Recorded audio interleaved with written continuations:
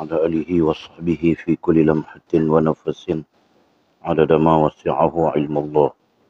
اللهم صل وسلم وبارك على سيدنا محمد وعلى آله وصحبه في كل لمحة ونفس عدد ما وسعه علم الله. اللهم صل وسلم وبارك على سيدنا محمد وعلى آله وصحبه في كل لمحة ونفس عدد ما وسعه علم الله. بسم الله ما شاء الله، بسم الله ما شاء الله، بسم الله ما شاء الله، وما لم يشاء لم يكن. لا حول ولا قوة إلا بالله العلي العظيم. لا حول ولا قوة إلا بالله العلي العظيم. لا حول ولا قوة إلا بالله العلي العظيم. اللهم ارحمنا بالقرآن واجعله لنا إماما ونورا وهدى ورحمة. اللهم ذكرنا منه ما نسينا، علمنا منه ما جهلنا، وارزقنا تلاوته آناء الليل وأطراف النهر، واجعله لنا حجة يا رب العالمين.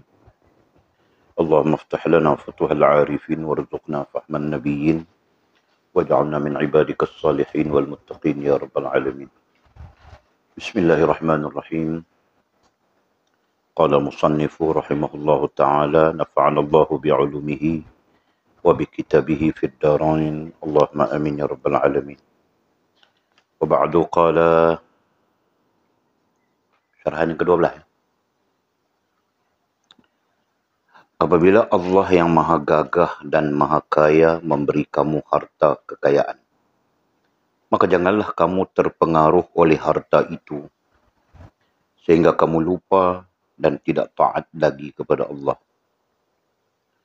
Jika kamu lupa dan tidak taat kepada Dia kerana adanya harta itu, maka kamu akan terdinding dari Dia. Maka kamu akan terdinding dari Dia di dunia ini dan di akhirat kelak. Maka mungkin juga harta itu diambilnya kembali dan kamu menjadi miskin papa, lantaran kamu telah lupa kepada yang memberi.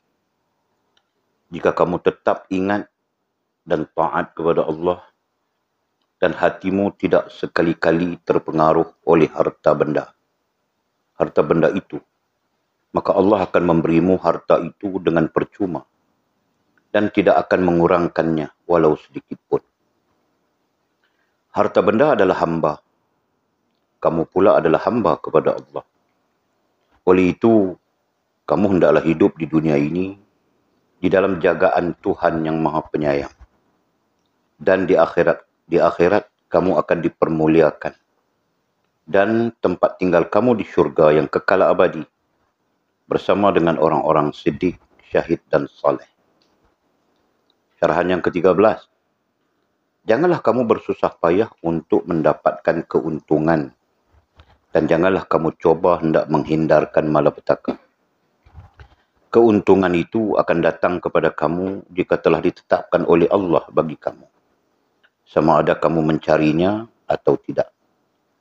Mara bahaya akan menimpa kamu jika telah ditetapkan oleh Allah bagi kamu, sama ada kamu benci kepadanya atau kamu coba menghindarkannya dengan doa dan sembahyang atau menghadapinya dengan sabar kerana hendak mencari keredaan Allah.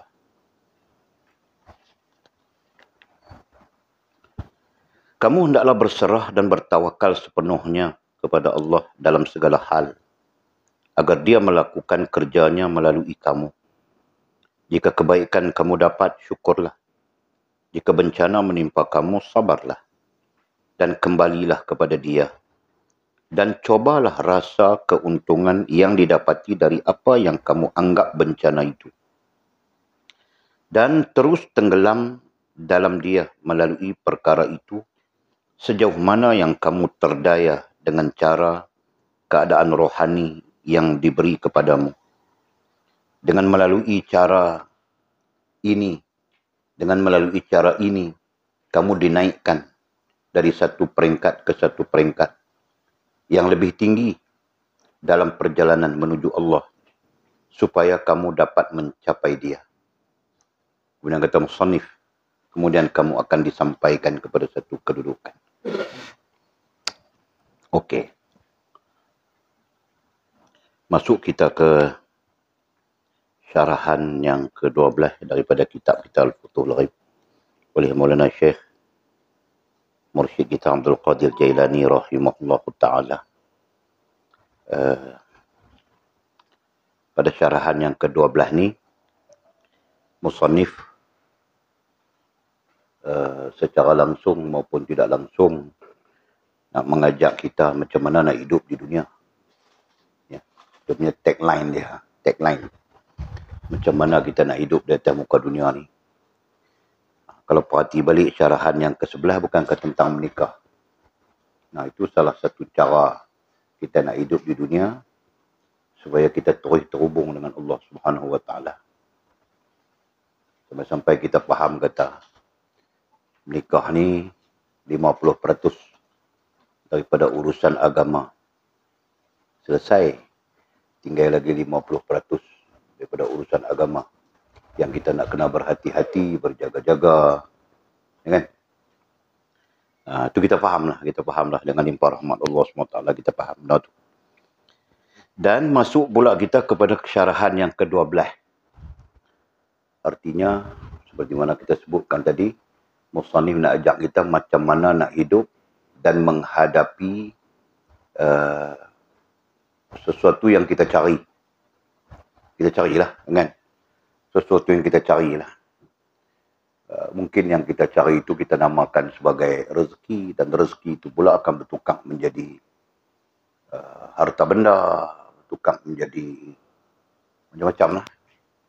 Ya. Kalau sekarang ni orang kata cari duit, daripada duit itulah kita tukar jadi macam-macam. Ya, kan? Jadi macam mana kita nak menghadapi semua tu? Supaya hubungan, isu dia adalah hubungan. Hubungan kita dengan Allah Subhanahu Wa Taala terus berjalan, terus berlaku dalam kebaikan-kebaikan yang sewajarnya lah, ya kan? Dalam kebaikan-kebaikan yang sewajarnya. Kalau kita tengok dua-dua isu, syarahan 11, syarahan 12, menikah ni pun kadang-kadang dia boleh bawa kita kepada tidak baik. Jadi kacau bilau, jadi tak tahu hala, rosak kita, ya kan? Jadi di sana musannif mengajak kita tentang macam mana nak jadi baik dalam hal tu. Samalah dengan nak hidup ni pun. Bila kita nak hidup ni, macam mana kita nak hidup supaya hidup kita tu jadi baik. Dan seterusnya, menghubungkan kita dengan Allah Subhanahu Wa Taala. Bukan hidup, semakin kita hidup, semakin rosak hubungan dengan Allah. Semakin hidup, semakin rosak hubungan dengan Allah Subhanahu Wa Taala. Ya? Kita yang dah menjalani hidup panjang ni, lebih-lebih lagi kita faham macam mana hidup kita jadi rosak, sekaligus tak menghubungkan kita dengan Allah. Macam mana hidup kita jadi bagus, jadi baik dan menghubungkan kita dengan Allah SWT. Jadi kita fahamlah semua benda-benda tu. Mudah-mudahan ni anak-anak kita baru duduk mengaji ni ambil kefahaman ini dan nilai, dan kemudian tentukanlah cara hidup lagu mana. Ya? Okey, jadi kita tengok apa kata musannif. Katanya, apabila Allah yang maha gagah dan maha kaya memberi kamu harta kekayaan. Bila kita hidup ni, kita carilah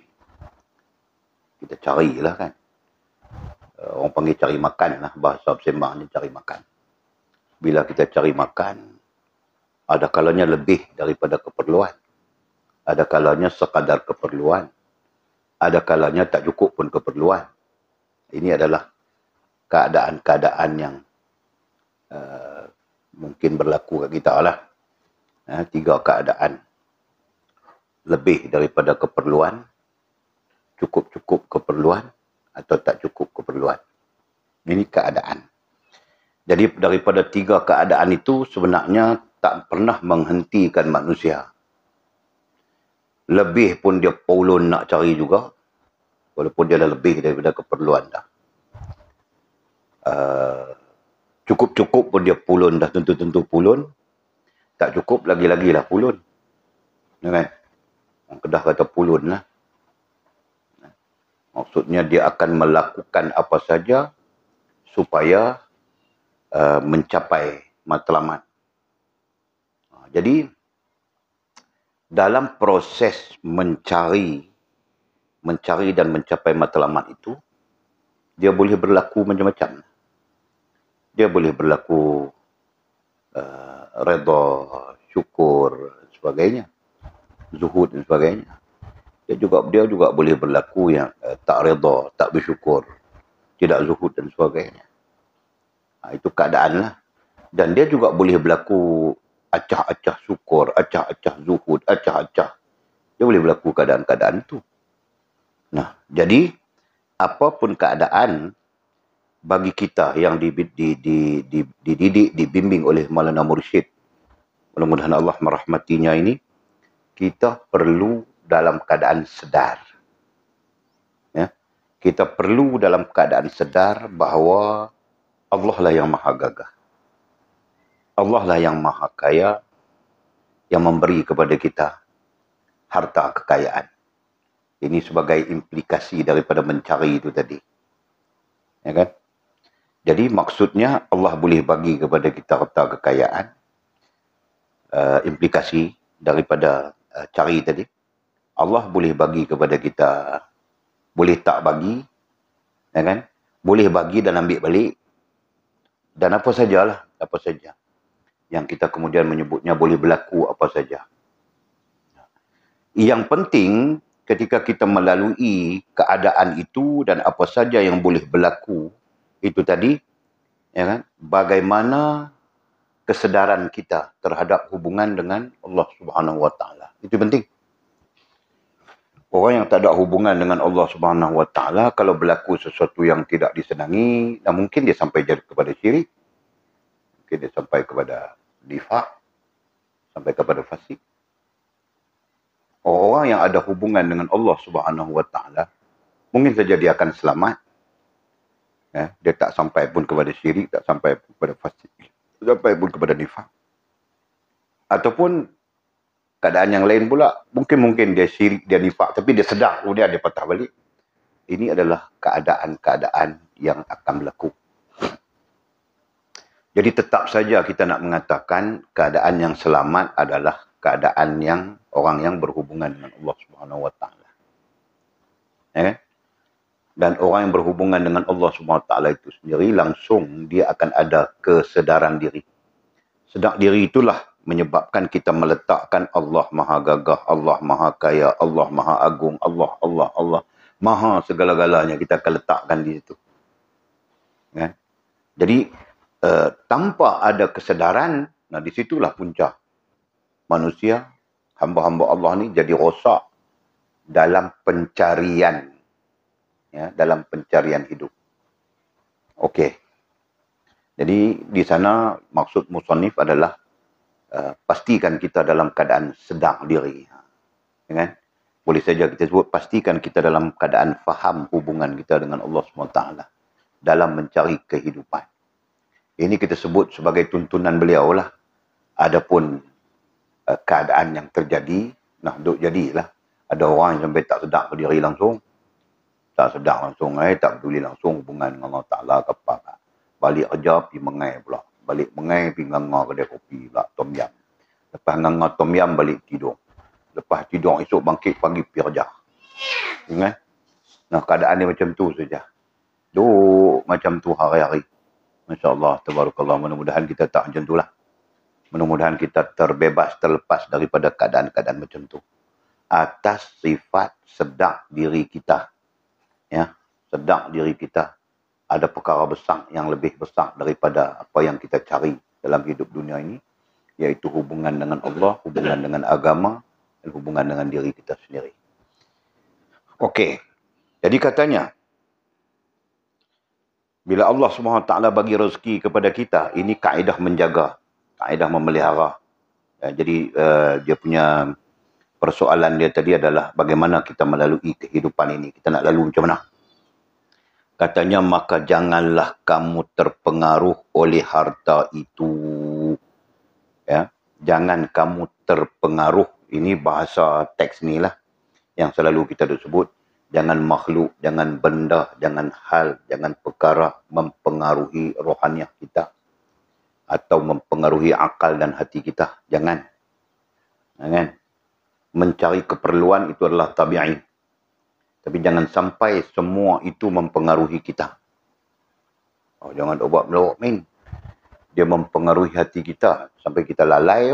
Sampai kita lalai, kita lupa urusan kita dengan Allah, urusan kita dengan agama. Ya. Dia mempengaruhi kita sampai kita lupa. Kan? Tak tahulah, kita pun kalau reti sangat benda-benda ini, tapi kita boleh andaikan. Macam kita pernah ada kawan sangkut dengan cari nak bagi lebih. Nak bagi lebih, cari nak lebih ni. Akhirnya tinggal masjid, lepas tinggal masjid, tinggal sembahyang. Tinggal segala-galanya, jumpa pula, tengok-tengok dah jadi totally different. Bermakna berubah total. Patut-patut.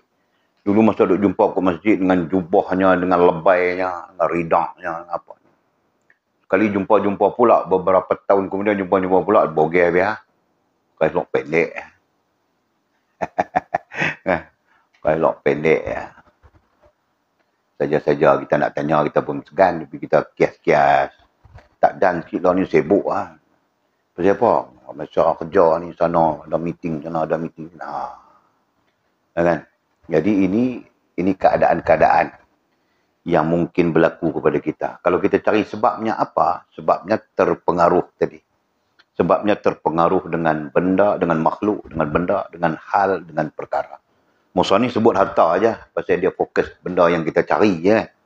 Benda kita cari duit, daripada duit tu kita tukar kepada harta. Dia fokus istilah tu saja. Tapi kita lebih am, kita terbuka, kita sebut kita akan dipengaruhi oleh makhluk, benda, hal dan perkara. Termasuk harta di situ. Menjadikan kita lalai. Lalai lah. Pun dalam sikit-sikit pun kita lalai. Kalau tanya selawat sehari berapa? Boleh 230. Istighfar sehari berapa? Boleh 230. Macam tak wajar je, betul kan? Kita lah andai. Kita tak boleh bercakap benda ni. Manusia, orang ni dia buat takat kemampuan dia lah. Biasalah tu.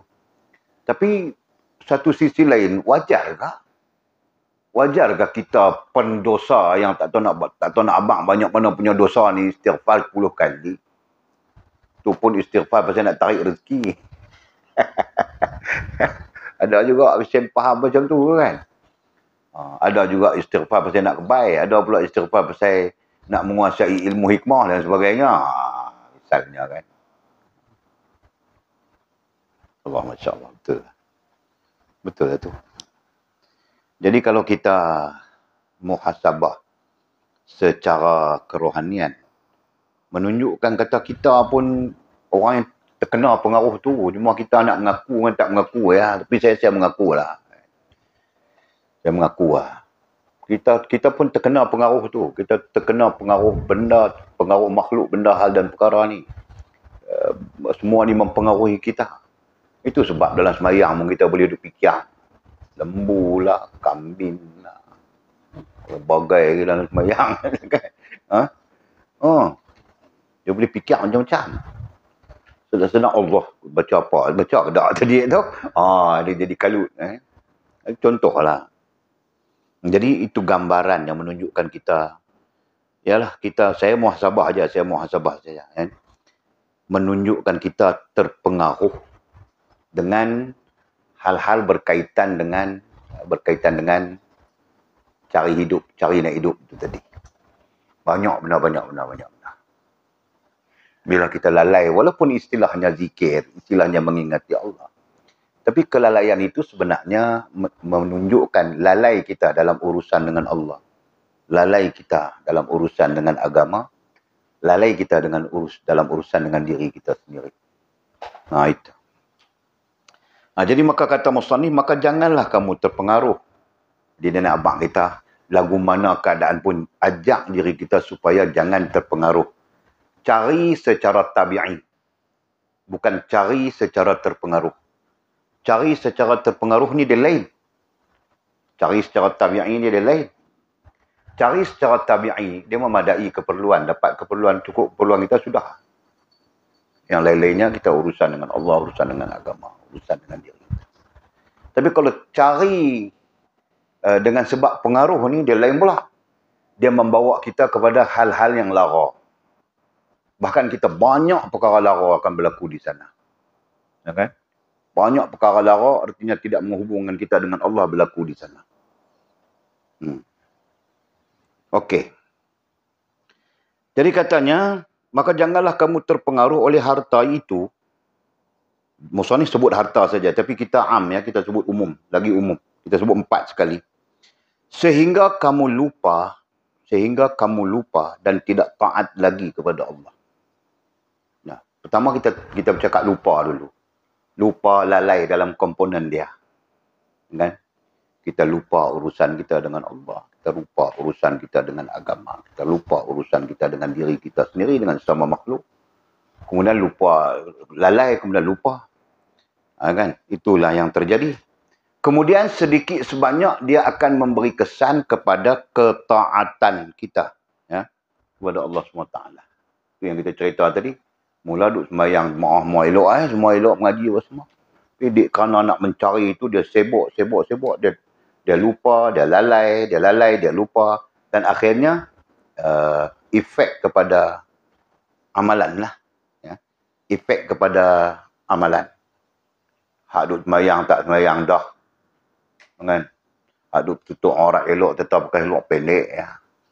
Dia jadi macam lah. Hak duduk elok, lebay berkut masjid, tetap tengok gambar bawa markah siam, bagi 2 orang kiri kanan. Duk kapuk markah siam. Dia 2 tahun lalu, kita jumpa dia tok lebay. Kan? Jadi 2 tahun kemudian, 3 tahun setengah, kita jumpa dia duk kapuk tu. Seorang belah tu, seorang belah ni. Cik. Kita kenal dia, kita kenal isteri dia, kita duk fikir, kalau kak di rumah ni tengok gambar ni lah, aku tak tahu nak jadi lagu mana. Kita duk fikir lah kan. Mungkin kak pun reda. Tak ada apa. Kan? Nak tak. Mungkin lah. Masya Allah. Dia lah tu. Itu dia maksud tidak taat tadi tu. Apa maksud dia sebut? Dan tidak taat lagi kepada Allah. Maksudnya itulah. Tidak taat bukan bermaksud tak sembahyang. Mungkin dia sembahyang. Tapi dia pergi buat maksiat lain. Nah, jadi tidak taat ni maksud dia umum. Ya kan? Mungkin campur aduk di antara taat dengan maksiat pun klasifikasi dia tidak taat. Sebab dia hakikat dia tidak ada taat. Tidak ada apa? Macam mana dia punya usul dia? La ta'atillah bi ma'siyatil makhluk. Wala ta'ati lupa lah. Ada usul dia tu. Jadi tidak ada taat kepada Allah kalau kita taat kepada makhluk. Maksud taat kepada makhluk itu adalah kecenderungan kita kepada makhluk lebih daripada Allah Subhanahu Wa Taala. Jadi para ulama menyimpulkan bahawa kalau kecenderungan kita kepada makhluk lebih daripada Allah SWT, seperti mana kita sebut tadi, makhluk, benda, hal dan perkara, maka hakikatnya kita tidak taat. Kenapa? Kerana di sana berlaku syirik. Mana ada kompromi di antara syirik dengan taat lah. Kan? Syirik batal habis semua. Hak namanya taat itu pun pada mata kasar kita tidak dinamakan taat. Ya, di sisi Allah Subhanahu Wa Taala. Boleh faham kan? Tu. Allah, Masya Allah. Mudah-mudahan Allah Ta'ala pelihara kita lah. Kita pun tak mau terpengaruh apa tak mau dah. Tu kadang-kadang mereka duk ajak pergi mengai tu bukan tak ketang tu. Bunyi ayat mengai tu saja pun ketang. Kalau dulu lompat gelerak dah Ngajak apa mengajak. Allah tak dia fikir banyak takut mati. Kan? Barang-barang mengai pun tak ada lah. Nak nubik, nak ni ambil, nak ambil lingkup biar. Tak ada apa lah. Nak mengai, nak cari lem pula. Dia payah lagi lah. Tu lah. Kemudian kata musannif, jika kamu lupa dan tidak taat kepada dia. Ni di sebalik tadilah. bila kita dah terpengaruh, ya kan? Istilahnya terpengaruh. Bila kita dah terpengaruh ataupun makhluk, benda, hal dan perkara itu mempengaruhi kita, kita pun jadi lupa, jadi lalai. Taat kita pun semakin lama semakin rosak, semakin rosak. Jadi Musani sebut, jika kamu lupa dan tidak taat kepada dia. Ini endingnya, kita lupa kepada Allah, kita lalai dan lupa kepada Allah dan kita tidak taat lagi kepada dia. Jadi tidak taat itu berdasarkan kepada keadaan. Ada keadaan lazim, keadaan yang lazim adalah mencampur adukkan di antara taat dengan maksiat. Ini keadaan yang lazim. Jadi kita campur aduk ya. Bukan kita tak taat, taat juga, sembahyang juga. Ya kan? Tapi campur aduk lah. Walik biasa duduk Kuala Lumpur sakan lah. Dulu masa tu kan buat projek, jaga projek sakan lah. Macam mana campur aduk ni? Salah satu sebab Walik boleh tinggal aku tak mau. Campur aduk lah. Kan? Mereka buat entertainment ini. Entertainment lah. Meraihkan apa-apa kan. Jadi mereka buat. Bila mereka buat, kita sebagai salah seorang projek eksekutif, kita katakan begitu. Mau tak mau kita kena hadir. Bila kita hadir, macam-macam kita tengok. Bini orang menari dengan lelaki orang. Gagau ikut dan yang kita duk tengok. Kan? Jadi di situ kita dapat pelajaran. Itulah taat campur maksiat tu dia. Kan?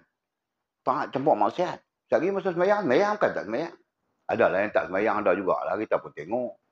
Yang sembahyang. Tapi pas sembahyang saat lagi tu, dia menari dengan bini orang. Pak.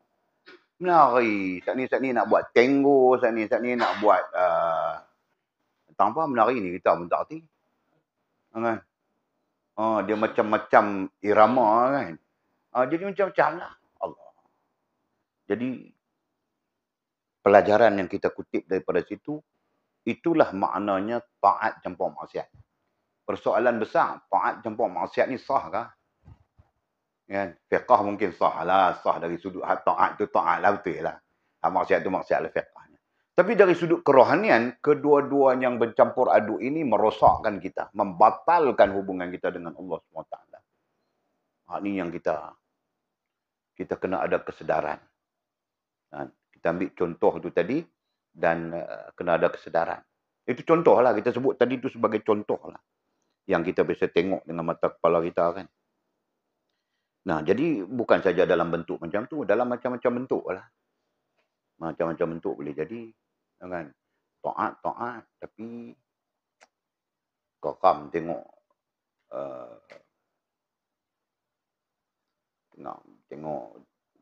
mula tengok orang jual ubat lah dalam Facebook tu. Kan? Sekali-sekali dia keluar iklan jual ubat. Lah ni pula iklan jual ubat pun dahsyat tu. Kan?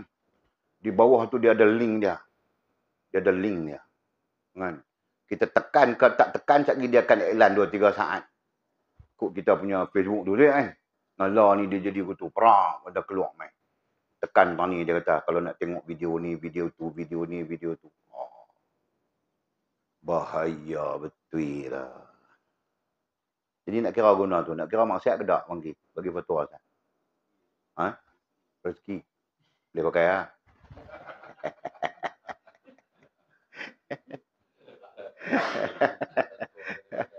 Jangan. Bahaya. Lagi dengar kat rantau mula dia kata pakcik kata rezeki, abang puih.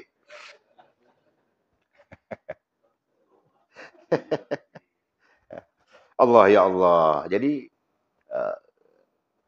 itulah keadaan. Itu satu keadaan yang mungkin terjadi dan kita andaikan itulah bentuknya campur aduk di antara taat dengan maksiat ni. Hakikatnya tak pernah ada taat dengan maksiat. Taat lah. Maksiat lah. Dua hal yang berasingan. Kerana itu Allah berpesan kepada kita. A'udzubillahi minasyaitanirrajim wa la talbisul haqqa bil batil wa taktumul haqq. Betul dia. Jangan kamu campur adukkan dalam hidupmu, dalam dirimu, ya kan? Antara yang hak dengan yang batil. Taat adalah hak. Maksiat adalah batil. Jangan campur aduk. Maksud dia begitu. Ya kan? Taat. Maksiat pun perlu juga.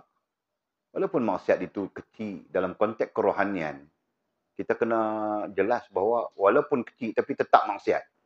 Seperti mana dosa. Walaupun dosa tu dosa kecil tapi tetap dosa. Dia kena pandang walaupun kecil dari segi istilah tapi besar dari segi implikasi. Itu dalam konteks kerohanian. Ya kan? Jadi mungkinlah kita taat, alhamdulillah. Kita haji, kita umrah, kita semua taatlah belaka, alhamdulillah. Dalam arti katanya taat banyaklah. Apa salahnya kita buat maksiat sikit? Ini andaian-andaian jahil ni.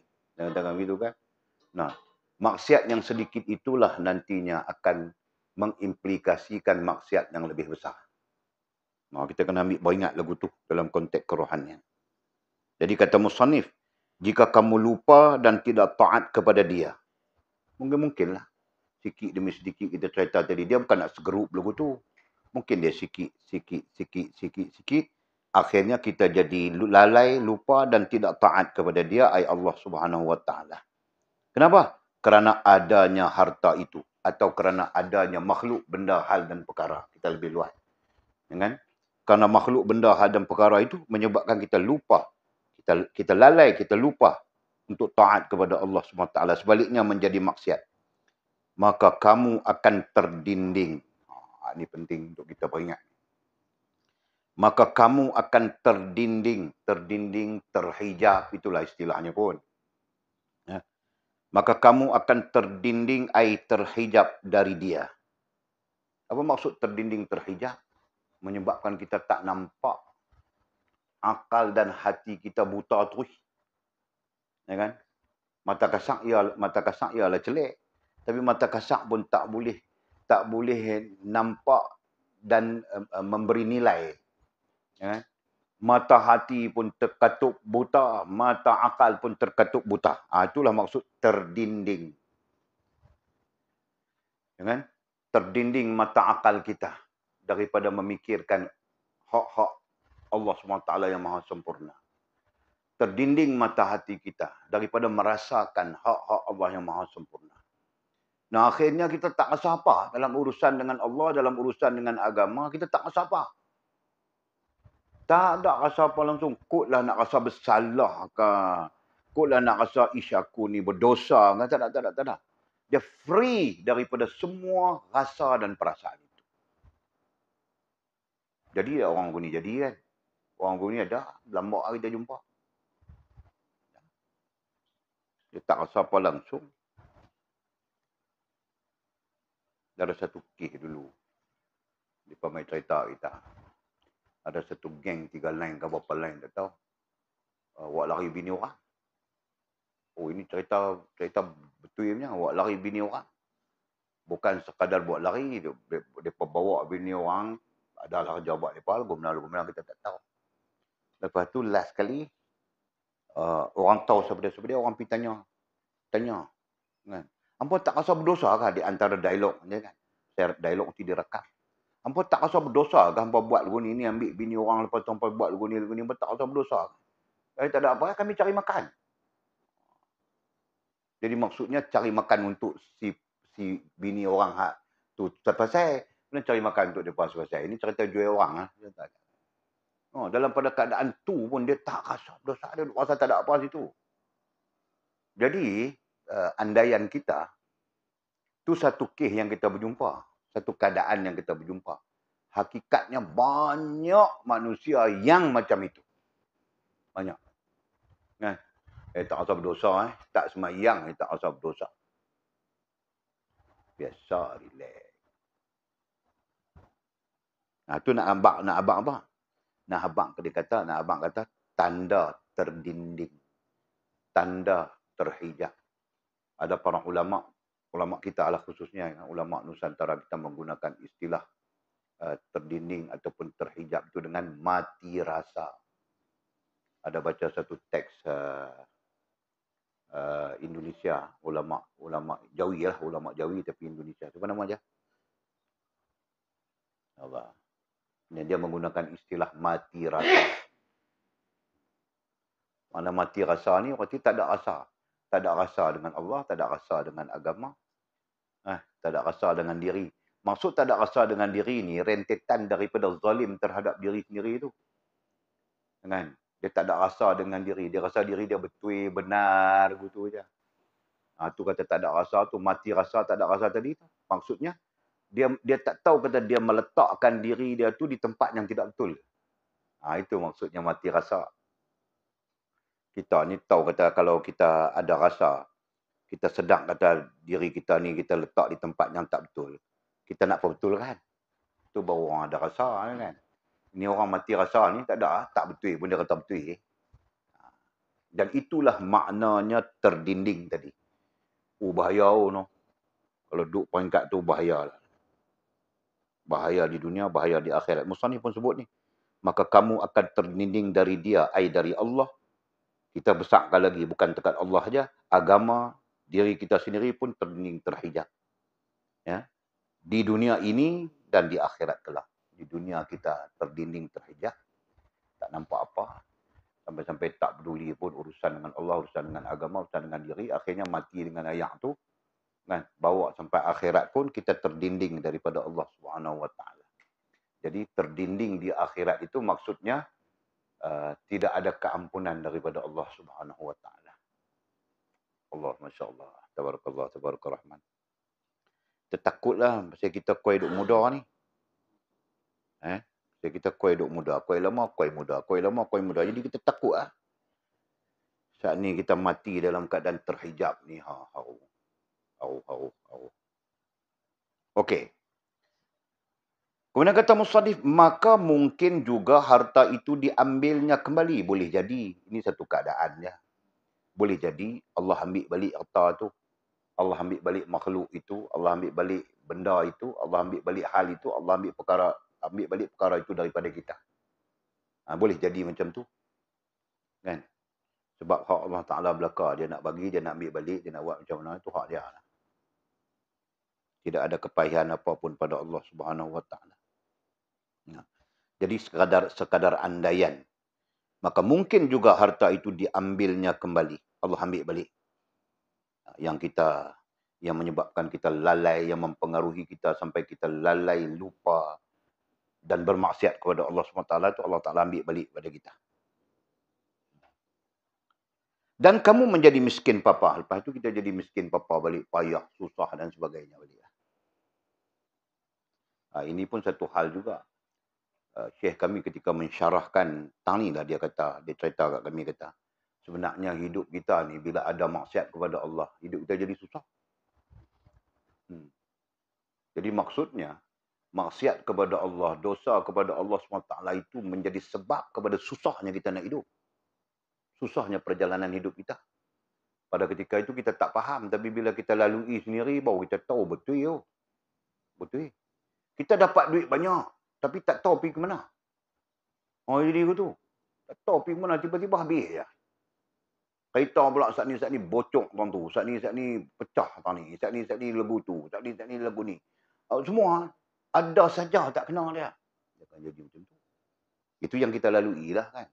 Mungkinlah setiap orang ada pengalamannya masing-masing berbeza. Yang penting kita ambil jadi pelajaran lah. Itu. Okey. Lantaran kenapa? Bila Allah ambil balik, kita jadi miskin papa.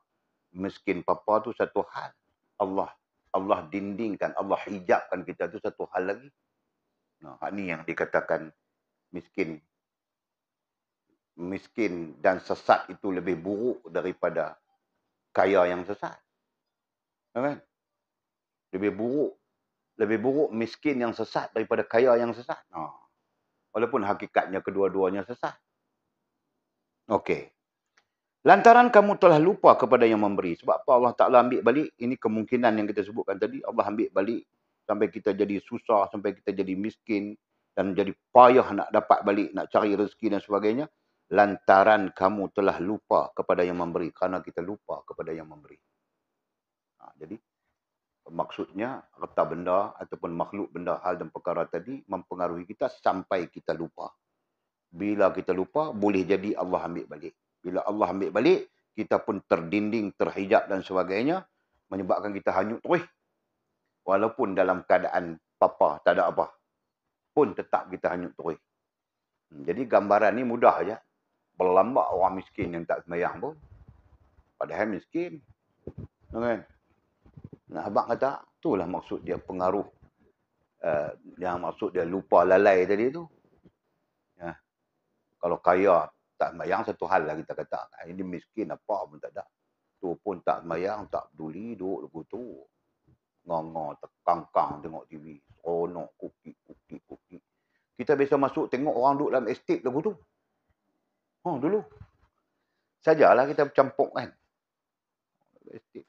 Kita dalam bukit apa? Lubuk Segentar tu. Dulu kita kampung ni sebelah aja. Kampung kita Lubuk Segentar kan. Cross jalan tu kan. Tapi tengok orang duduk kalau estate tu. Bukan dia peduli semayang ke apa ke. Pada masa tu. Sekarang ni kita teringat balik lah. Dia. Tak ada dia fikir apa. Dia pun sama naik dengan Hindu. Saya tengok. Duduk dalam estate pada masa tu kan. Sama naik dengan Hindu. Hindu kan dia ada belarak dia. Dia tiap pun turut belarak semua. Syok. Jadi parti tengok. Jadi lagu tu. Allah. Masya Allah. Takutlah. Kita takut.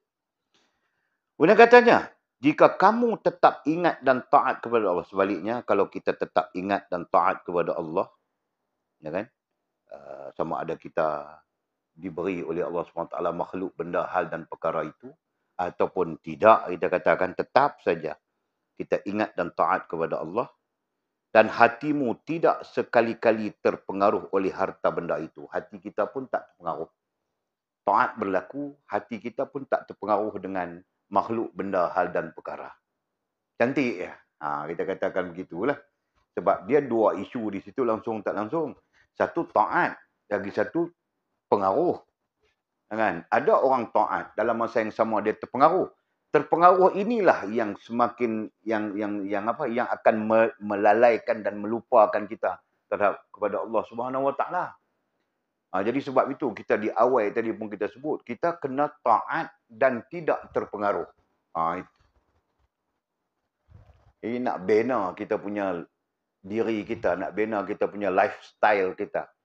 Taat kepada Allah SWT dan tak terpengaruh pun. Kan? Bila kita tak pengaruh tu, barulah kita tak timbul main heran, ujub, ajaib dengan benda, dengan makhluk benda dan perkara. Tidak kita duk heran lah. Heran apa? Benda Allah Ta'ala bagi, Allah Ta'ala boleh ambil balik bila-bila masa pun. Ya kan? Tapi kita yang kehairanan begitu, kehairanan begini. Sebab apa? Sebab pengaruh. Sebab kita terpengaruh. Itu. Jadi, mudah-mudahan saja jika kita tetap ingat dan taat kepada Allah dan hatimu tidak sekali-kali terpengaruh oleh harta benda, makhluk benda hal dan perkara, maka Allah akan memberimu harta itu dengan percuma. Ya? Allah akan bagi kita percuma. Ya? Maksud percuma di situ adalah tidak terlepas daripada kita dan tidak bersusah payah untuk mendapatkannya. Itu maksud percuma. Kita kata mana boleh, tak mungkin lah. Kita yang selalu menafikan kesempurnaan kuasa mutlak Allah Subhanahu Wa Taala, kan? Kuasa mutlak dan kehendak mutlak Allah SWT kita yang duk nafi. Tak mungkin lah, tak mungkin. Mana boleh tak mungkin? Allah SWT boleh bagi, dia nak bagi apa? Tu yang boleh cerita Pak Tam Yusof di Kok Senang tu. Kita kritik-kritik dia nak tunjuk kita. Aku tak mau ya, bukan aku tak boleh. Maksud dia lah, dia tak kata kat kita lah. Tapi dia tunjuk kat kita tu, kita faham macam tu lah. Kalau dia nak kaya, nak mewah boleh. Mah belakang kita pijak. Dia kata nak buat apa? Kan dia buat mati. Buat payah aku. Dia kan. Itu menunjuk kepada kita orang yang tak terpengaruh. Dia tak terpengaruh pun. Hak dia duk ada, hak dia duk boleh makan hari-hari, bina rumah tangga, anak bini dia apa semua. Hak tu pun dia duk berasa syukur tak habis. Kan? Kalau sekadar keperluan, Masya Allah dah cukup dah keperluan dia, tak perlu dah. Habis tu dia tak peduli pun. Kalau kita tak tahu. korek sampai habis tanah. Kita andaikan macam tu lah. Kita andaikan macam tu. Okey. Katanya, maka Allah akan memberimu harta itu dengan percuma. Jadi Pak Tam Yusof kita cerita tadi, Allah bagi percuma. Tahu tak dia? Tu hak percuma secara tak langsung lah kita kata. Hak secara langsung dia motong. Dia kerja motong. Tak ada apa, motong. Dia tak dia buat bendang. Kan? Bendang pun jauh dalam kan orang belah itu dia pulau-pulau. Dia punya rumah dia pun duduk dalam pulau-pulau tengah bendang kan. Dia pulau paling dalam. Kira orang nak pergi kat dia tu malam orang tak pergi lah. Pasal nak kena cross hutan tu adalah dalam 4 km, 5 km ke tu. Nak masuk pergi kat dia tu. Dia yang duduk dalam tu. Elektrik pun tak ada. Pakai pelita minyak gas ni lah. Masa tu ramai lagi orang pakai pelita minyak gas lah. 85, 86 kan. Saya balik 90 tu pun dia masih pakai pelita minyak gas lah. Kan? Dia buat bendang di dalam satu kawasan paya lah, Bukit Keri Kanan, tengah-tengah paya. Dia buat bendang. Bayangkanlah, ya, kalau kita fikir logik, ya, orang buat bendang dalam kawasan macam tu belum tentu boleh makan padi. Ada cakap lah. Dengan makhluk perosaknya, dengan apa. Sebab keliling dia bukan ada bendang dia, ya. Tapi Allah Ta'ala bagi rezeki kat dia. Dia lapang padi dia tu ada padi sedia. Ya kan? Tak pernah kata tak cukup lah, lebih-lebih lagi. Tolak zakat, tolak sedekah. Pernah sekali kita pi masa orang masuk ambil padi zakat, padi sedekah, tolak zakat, tolak sedekah, tolak bagai-bagai lah. Nah, pun tak habis lagi dalam jelapang padi dia tu masih simpan stok lagi. Padahal bukan besar mana pun 2 alung ke 3 alung tu ya. Dia buat padi. Tu hak secara langsung kita katakan. Secara tak langsung ni, macam tadi kita sebut mah duk buah pokok setui itu secara tak langsung. Sampai Allah Ta'ala bagi mengai kat darat membeli ikan. Nak logik pun mana. Tak tahu saya sampai hari ni saya fikir. Saya tak mau fikir lah. Saya tadi kalau saya fikir saya takut saya waya. Kita pergi rumah dia malam, sampai malam. Dia tengok makan sikit. Tak makan sikit, nak main makan matam. Dia tak pasal kita makan sikit, sabdah dah. Sabdah ikan benang lah. Kita pun syok abeting lah, kita macam tu. Kita tengok sendiri dia ambil, tak tahu dia berumpan apa. Dia duduk atas pelantak dia, cakok dalam 6 tahun. Dia tak atas pelantak dia. Dia rumah dia macam ni. Di sini pelantak ni duduk layak ni. Kalau ada ayak berarti pelantak duduk layak lah. Kan? Bendang lah. Pelantak duduk tu. Ni rumah. Jadi kita duduk di sini ni nampak dia duduk botok tu. Dia tunggu sehari tak mengasih lah. Kita pun tak bunyi. Pada malam kan tahu apa. Dalam hutan tu malam gelap kan. Tak apa. Esok siang lepas sembahyang subuh tu dia pantang dia tidur. Siapa pun tidur di rumah dia. Kalau selepas subuh tidur, dia ponggai dengan tongkol kayu. Dia pasien tu. Dia tak boleh. Dia cukup pantang tidur lepas subuh ni. Jadi, kita pun tak mau tidur. Mengantuk ni habis tinggal. Turun berjalan. Alhamdulillah, sampai cerah. Cerah tu terperasan. Dia tahan taut di atas pelantak ni. Di bawah tu, ayak titik pun tak ada. Mekah ya tanah pun kemarau. Tanah Mekah. Orang panggil bendang nampak tanah ni lah kan. Nampak tanah. Tengok dia tahan taut tak ni malah. Pati pi mai duk fikir. Malam masa makan nasi tu ikan roan ada, ikan keli ada, ikan puyuh banyak ekor.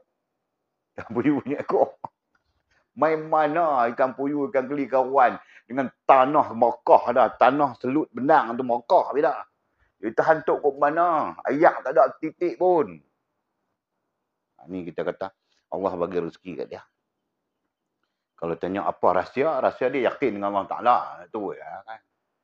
Kita ni bukan tak yakin, kurang yakin. Itu masalah kitanya. Kan? Itulah. Jadi balik kepada isu, maka Allah akan memberimu harta itu dengan percuma. Maksud percuma itu tadi, hak kita cerita tak salah. Allah boleh bagi kod ni yang menyebabkan kita tak ada nak susah apa pun. Tinggal lagi, kita yakin ke tak yakin. Itu.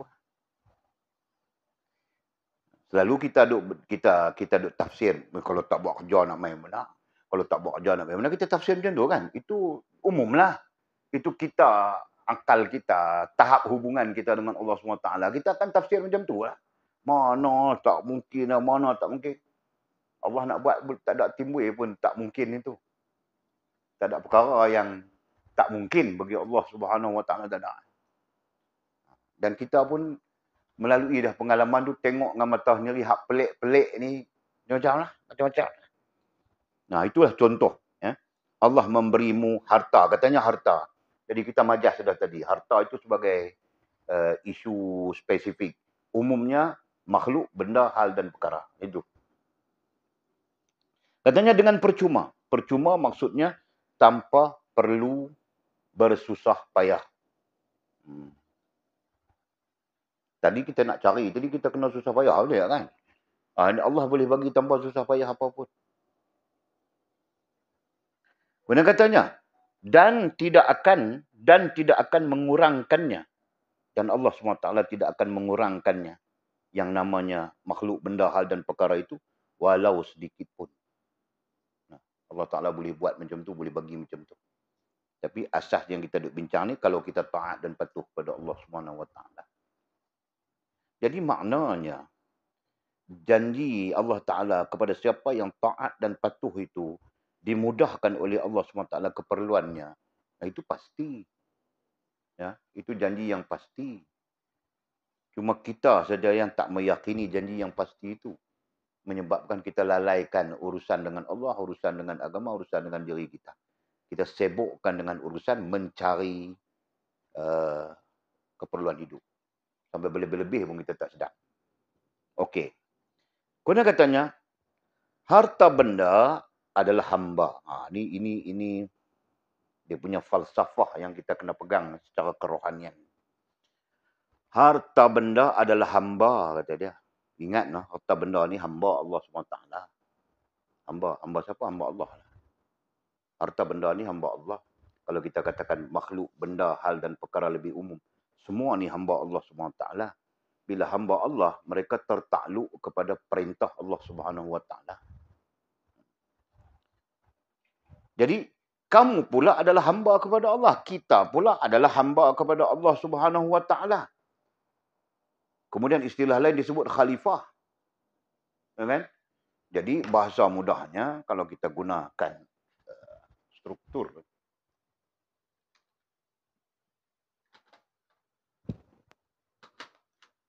Kalau kita gunakan struktur, kita katakan, tadi kita sebut 4 ya. Makhluk, benda, hal, dan perkara. Semua ni hamba. Dikatakan hamba kepada Allah.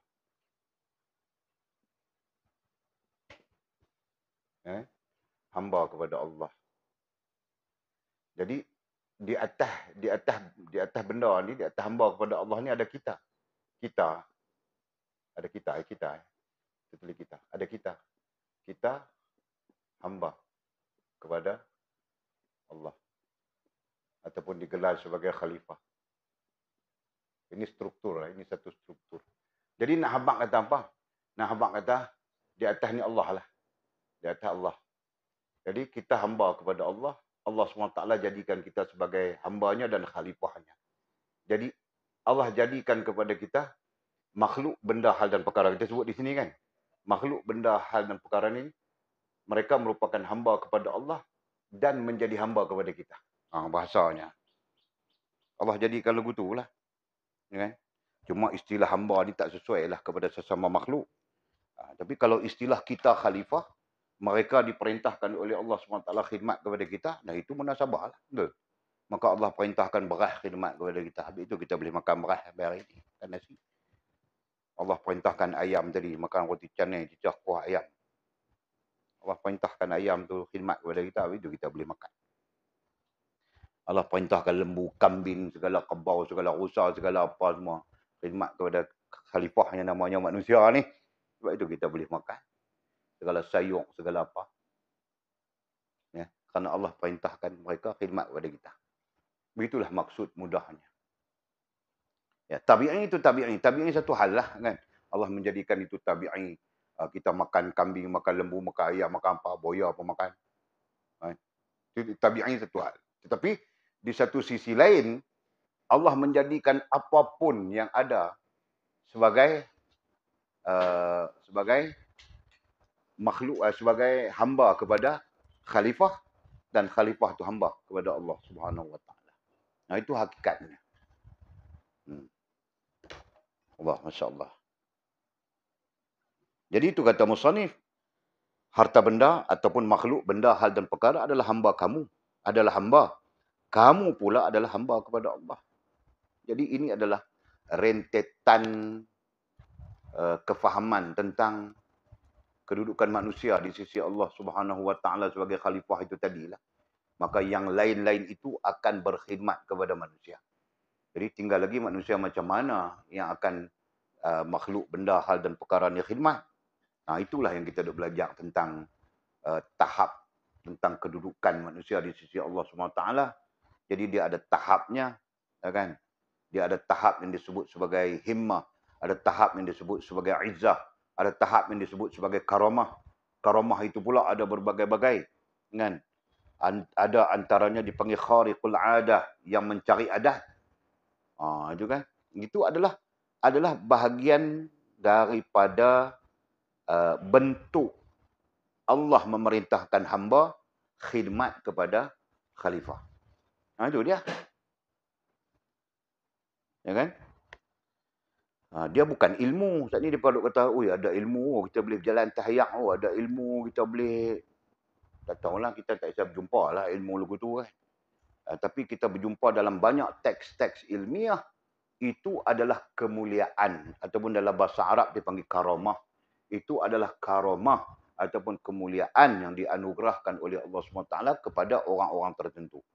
Yang pada hakikatnya adalah makhluk khidmat, makhluk benda, hal dan perkara berkhidmat kepada khalifah. Itu pada hakikatnya.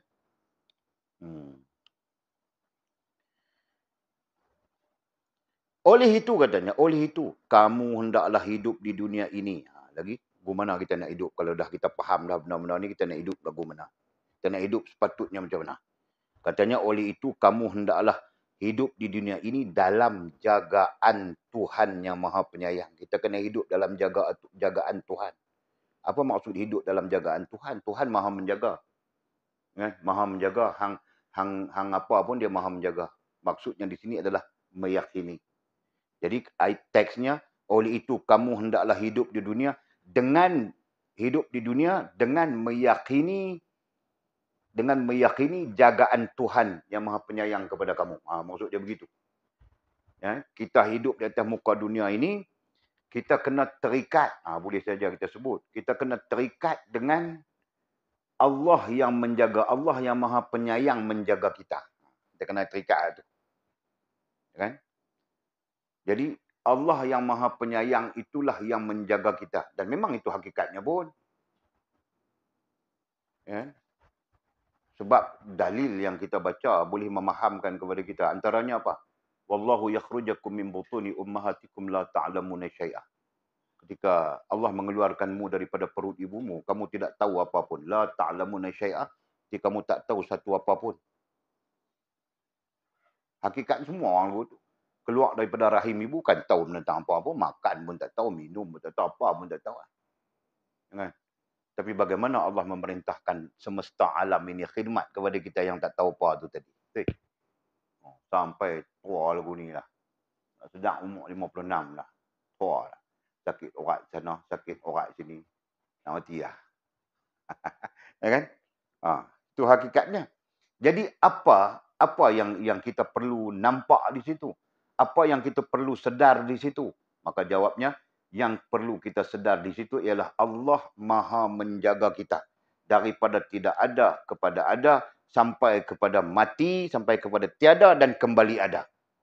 Semua di bawah jagaan Allah Subhanahu Wa Taala. Kita kena ada kesedaran itu. Ya kan?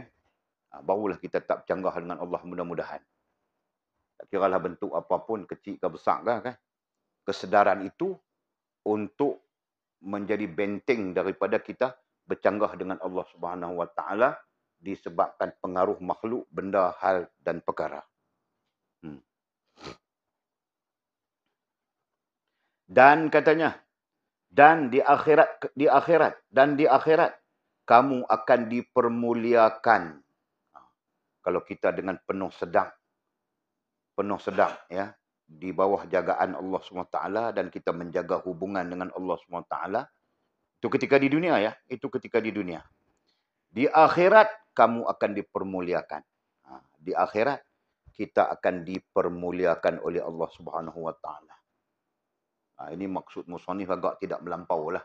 Pada hakikatnya, kalau Allah memuliakan di dunia pun berlaku, apalagi di akhirat kelak, kan?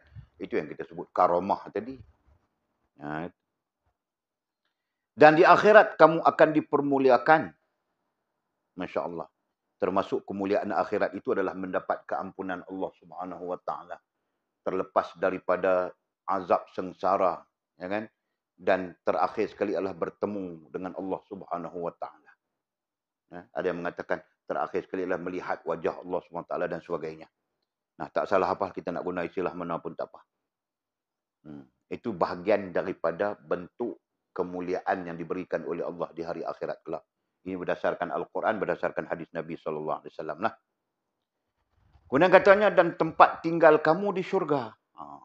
Kalau sudah kita berada di dalam kemuliaan itu di sisi Allah, maka sudah barang tentu tempat tinggal kita yang kekal lagi abadi adalah di syurga. Nah, dia pun sebut, musannif pun sebut, dan tempat tinggal kamu di syurga yang kekal abadi. Ini tentang keyakinan ya. Ini tentang keyakinan kita. Kadang-kadang kita yakin tapi tak mempengaruhi kita. Tak boleh. Sebab yakin itu pada hakikatnya mempengaruhi. Kalau yakin pun tak mempengaruhi, yakin saja tapi tak mempengaruhi, itu bukan yakin. Itu tidak dinamakan yakin. Karena setiap yang diyakini itu mempengaruhi. Nah, begitu. Okey. Dan tempat tinggal kamu di syurga yang kekal abadi. Nah, itu sifatnya akhirat. Semua kekal abadi. Neraka pun kekal abadi. Syurga pun kekal abadi. Kan? Tinggal lagi ada yang diazab oleh Allah Subhanahu Taala berdasarkan kepada Al-Quran. Ya, diazab oleh Allah. Selesai melalui proses azab atas dosa-dosanya. Ya, dan dia akan dimasukkan ke dalam syurga. Sekiranya dia tidak mati bawa syirik ya, kepada Allah Subhanahu Taala. Nah, itu asaslah. Itu asasnya. Okey. Dan tempat tinggal kamu di syurga yang kekal abadi bersama dengan orang-orang siddiq, syahid dan saleh. Kan? Al-Quran mengkhitabkan bahawa inilah ahli syurga. Kan? Cuma di sini dia tak sebut anbiya ya kan. Anbiya, siddiqin, syuhada, salihin. Dan itulah ahli syurga. Kalau ditanya siapa ahli syurga? Ahli syurga adalah anbiya. Siddiqin, syuhada, salihin. Kita kalau nak jadi ahli syurga, kena masuk dalam salah satu daripada 3 atau 4 dah lah. Anbiya dah lah. Kan? Tapi kena termasuk dalam salah satu daripada 3. Sama ada siddiqin, atau syuhada, atau salihin. Nah, baru kita mendapat tempat di syurga. Kalau duk perasan, kita ni tak apa dah, kalau mati, tak apa masuk syurga dah, pasal semayang dah. Kita nak abang Abu Jahal pun semayang. Nama? Munafik itu nama apa? Abdullah bin Ubay bin Salul. Dia pun semayang. Ya, dalam riwayat mengatakan, hanya beberapa kali saja dia meninggalkan Madinah, tak semayang bersama Nabi, kerana dia sibuk berhubungan dengan Yahudi Bani Khuza'ah, dengan Bani Quraidah. Dia pada rancang macam mana nak buat kacau. Itu munafik punya perangai lah. Kan? Beberapa kali saja. Bila disebut beberapa kali, berarti boleh dikira lah tu. Boleh dikira dengan jari dia tak semayang berjemaah dengan Nabi. Maksudnya lagu tu lah. Jadi banyak keadaan dia semayang dengan Nabi SAW. Abdullah bin Ubay bin Salul yang dikatakan bapa munafikin. Ya, Allah melaknatnya, Nabi melaknatnya, Allah melaknatnya. Jadi kalau kita nak berpegang dengan semayang, no, bukan. Ya, bukan semayangnya, tapi keyakinannya. Jadi tegas kita di situ, ya kan? Kita perlu meletakkan diri kita di kalangan orang-orang siddiq, orang-orang syahid atau orang-orang saleh untuk kita mendapat tempat di syurga yang kekal abadi dan dimuliakan oleh Allah SWT di hari akhirat kelak. Jadi hidup sepasai nak meyakini Allah, meyakini agama sepasai dalam perjalanan hidup kita ini. Sebab cabaran dalam hidup ini ialah makhluk, benda, hal dan perkara. Mereka-mereka inilah yang selalu menyebabkan kita jadi lalai, kita jadi lupa dan sebagainya. Okay? Kadang-kadang makhluk tu namanya orang perempuan. Dia pembuat bagi kita jadi lalai. Penak yang tu nak, yang ni nak, yang tu nak, yang ni kita pun pening. Okay? Kita pun semua. Contoh. Kadang-kadang anak-anak kita pun dia boleh buat kita jadi lalai. Sebab itu, ada ayat Allah SWT yang menyebut tentang anakmu, isterimu, perniagaanmu, harta bendamu, dan sebagainya, menjadi musuh kepadamu. Ada ayatnya kan? Dalam Al-Quran. Itulah maksudnya. Kerana mereka-mereka ini boleh menyebabkan kita lalai terhadap Allah, terhadap agama, dan terhadap apa yang sepatutnya kita buat, kita bawa diri kita. Begitu. Ya. Mudah-mudahan jadi pelajaran yang baik kepada kita syarahan yang ke-12 ini. Walaupun dia pendek saja, tapi dia adalah asas kerohanian dalam menjalani hidup. Dengan bila sebut kata jalan hidup, panjanglah cerita dia. Teks ini pendek je. Tapi bila sebut kata hidup tu panjang cerita dia. Jadi nak selamat, hidup dalam keyakinan dengan Allah SWT. Hidup dalam kesedaran dengan Allah SWT. Ya? Mudah-mudahan Allah SWT limpahkan rahmat kepada kita. Keampunannya, ilmu, kerohanian khususnya yang menyebabkan kita nampak mana yang hak, mana yang batil dalam perjalanan hidup ini. Amin ya rabbal alamin. Dan kemudian kita sambung syarahan yang ke-13 maqal. Wallahu a'lam.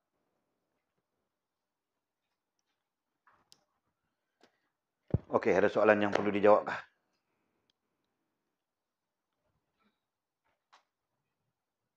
Ada apa? Ada apa boleh minum kopi? Bismillahirrahmanirrahim. Alhamdulillah wassalatu wassalamu ala Rasulillah.